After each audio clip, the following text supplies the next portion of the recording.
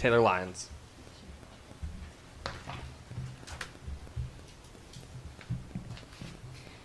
Members of the board, Dr. Robertson, thank you for giving me the opportunity to address you this evening. I'm Taylor Lyons with Moms for Social Justice. I'm also the mom of 2 cool little kids who attend Westview Elementary.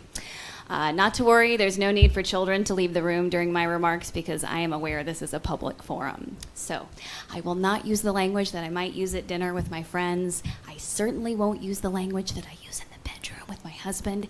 And I will not be using the language that's prevalent in the books and the shows that I love because language and its proper use is entirely about the correct context.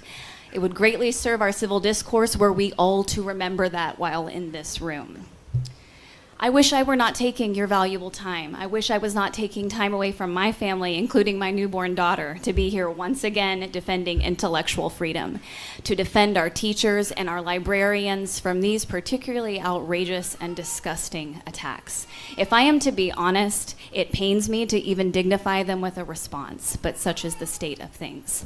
So please hear me when I say no one, I repeat, no one is putting pornography on our library shelves or grooming children with books.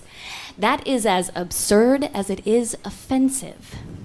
That assertion is intellectually lazy, and it is a disgusting attack on our educators who work so hard and organizations like the one I represent who at this point have logged hundreds of hours volunteering in schools across our county, while those making these complaints have never darkened the doors.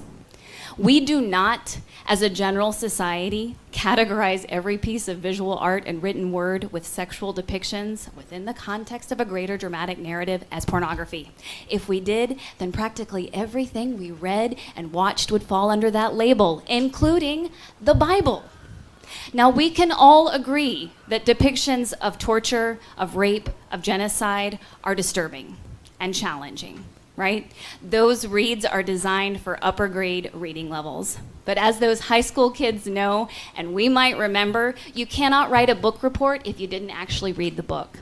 And that's the problem with cherry picking salacious excerpts from books you haven't read or tried to understand to prove a point. You miss the point entirely. That's the beauty of a library, isn't it? It's not a monolith of thought. The freedom to go into a library and choose a book that speaks to you is one of our most sacred individualistic practices. That is a deeply American freedom. It's one not afforded to many places in the world, and it's a freedom that we denied to certain people in this country for a long, long time. That is what I find obscene. But can we be honest?